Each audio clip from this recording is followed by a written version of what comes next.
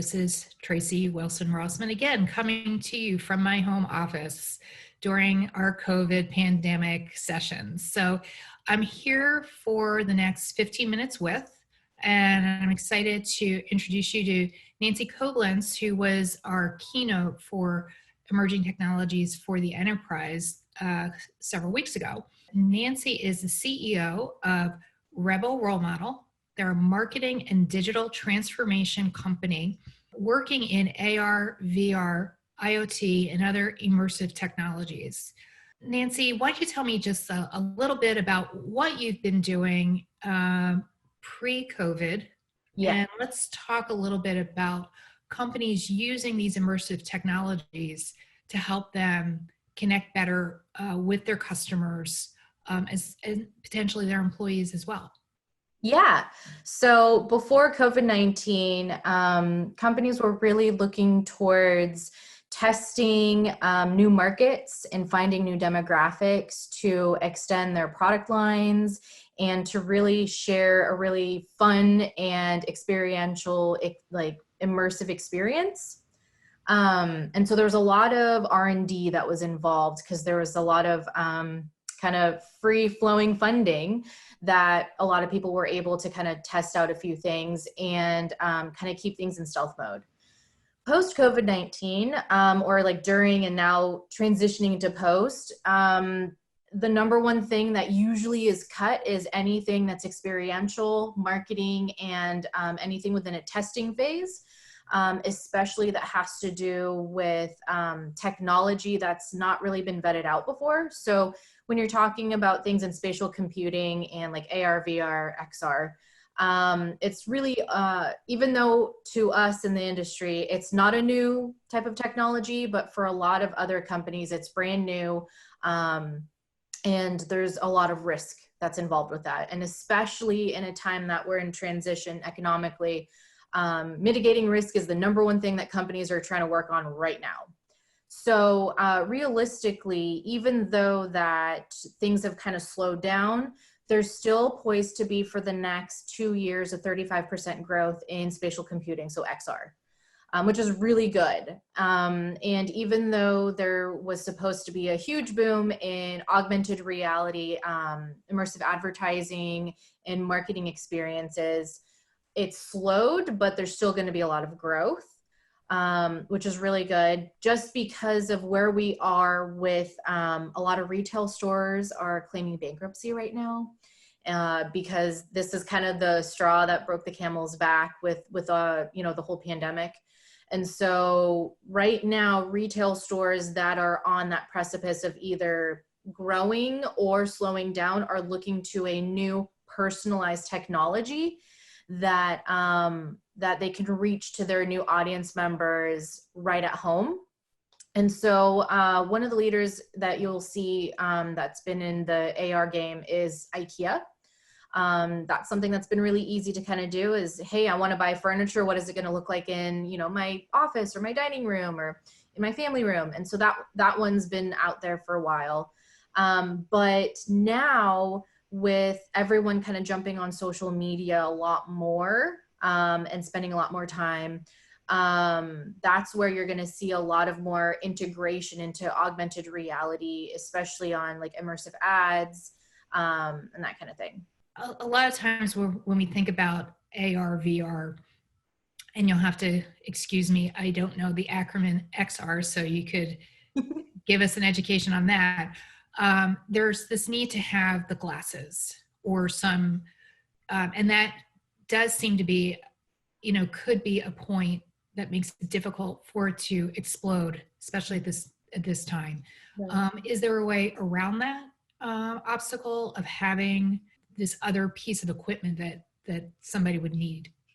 Right. So the number one thing right now that we are seeing is that there is actually a very huge boom in virtual reality. So the headsets for virtual reality, Facebook has pretty much taken a large game share of that, especially with the Oculus Quest. And now that they're going to have multiple iterations coming out within the next year.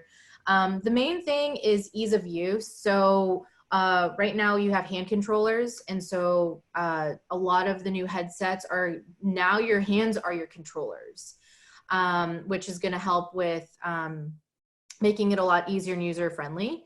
The other thing though is that it depends on the use of that you're looking for. So XR is really extended realities and using multiple pieces of technology and hardware to get there. But what you're really looking for is what is the use. So really the biggest threshold is with a headset that's a little bit expensive for a lot of people, for, you know, general consumers. Facebook tried to really get into a more affordable, budget-friendly headset with the Oculus Go, but that kind of petered out and they're kind of discontinuing that. And so kind of the next iteration actually is that Apple has released or shown interest in the new Apple glasses that should be coming out in 2021. That it'll be pairing with your watch and with your phone. So what we're seeing is that the mobile device, your mobile phone, isn't going away anytime soon. It's now how do you add to it and create an experience, an immersive experience while using your phone. And so that's where augmented reality is kind of the next big kind of boom is going to be in augmented reality, just because mobile devices aren't, that technology isn't really going anywhere. It's now adding different pieces to that. And so, and the other thing too is that, so Magic Leap last week had a massive layoff and they just got sold to a new VC. So that's been a huge turning point as well, is that, you know, one of the bigger poised players, Magic Leap, which was the immersive glasses for mixed reality, is showing that everything, all the signs are showing towards augmented reality, using your mobile phone, having now augmented reality web browsers, so like WebXR, that's something that you can literally plug and play into a normal website, an augmented reality experience. So that's really the number one thing, is that there's now a more accessibility with content creation. And that's been the biggest thing, is like you've had to have game developers or 3D developers to create this content. And you had to go through all these years of, you know, high tech education. And the whole point is we want to make this accessible to anybody. So that's kind of the big next thing. And of course, post-COVID, or still, which is going to be a bit, but yeah, the need for us to be able to connect in a way that is more immersive is even greater. So this is sort of a give me question, but do you see this pandemic being part of a push for this type of innovation, quicker innovation around these type of technologies? Yes, and specifically with working at home. So we're actually seeing a huge surge in virtual reality conferencing. And instead of using video conferencing, you can actually connect your Zoom into a virtual reality environment now. So if you already have a headset, there's already places that you can create all of your company, basically recreate your entire company's like floor and just all the different environments like in reality, and build it into virtual reality. And it's as if you've never left your office. So that's definitely a huge thing that's been being noticed. And then from there, with the connectivity portion of it, I mean, realistically, the number one thing with these types of technologies is how to emotionally connect.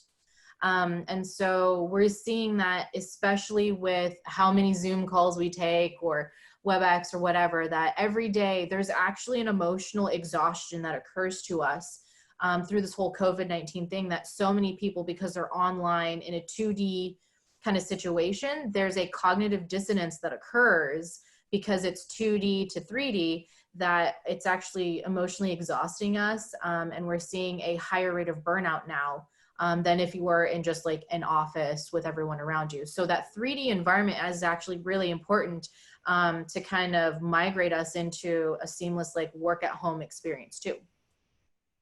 So there's a lot of applications that we will be seeing.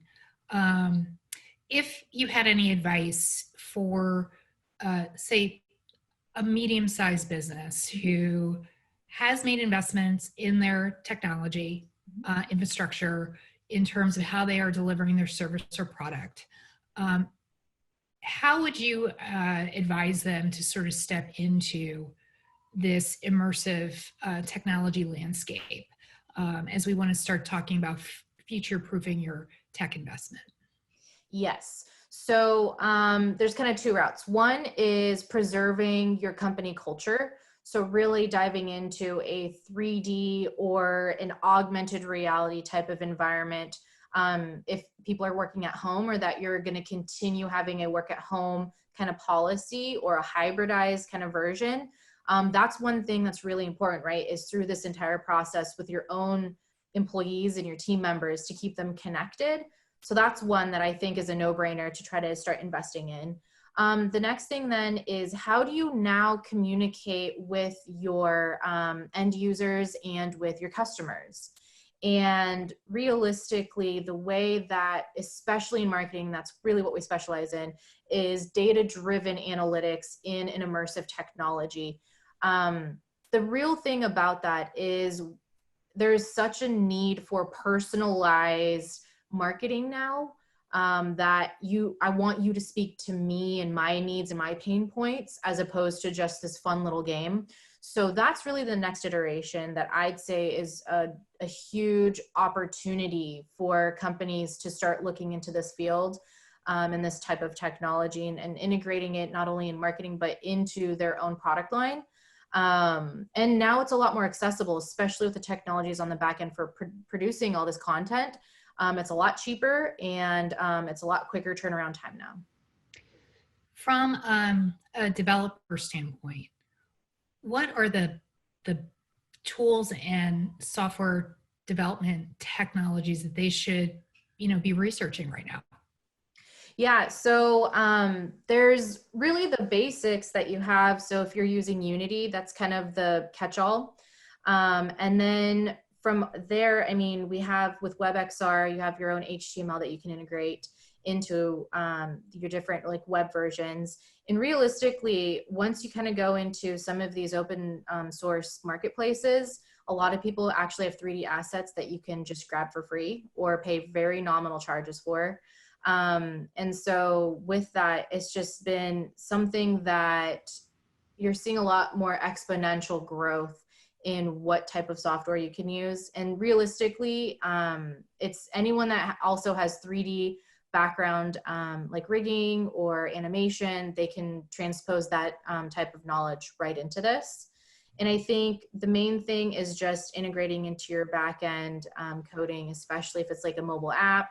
But my suggestion is to go straight into now the web browser, right? Because if everyone has a web browser that's accessible on their phone or on their laptop, that's where you're going to get the most market share and most eyeballs. And so definitely there's some free software out there already that you can just plug in, especially on WebXR. So is there anything else that you'd like to tell the audience about, what they should be looking forward to in immersive technologies, not only just, if we want to say 5 years out, but, things that they could, again, begin to add slowly into, their experiences right now, their businesses? Yeah, so I think, again, the number one thing is mitigating risk. So, but with that, there's a huge opportunity, especially with introducing some sort of immersive connection with your end users. And so I'd say slowly but surely, starting out with maybe one interaction, like a marketing test. And then from there, how can you integrate some sort of, extended reality component into whatever your product is, and really making it into a seamless, full experience. I think we're almost there.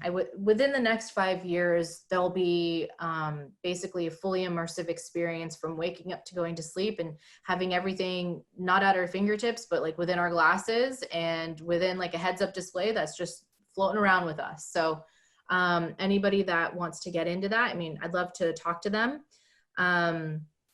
And I think the main thing is knowing that there is a transitional opportunity right now. And those that that see that vision, those are the people we love working with. Well, that's great. Nancy, thank you so much for your time.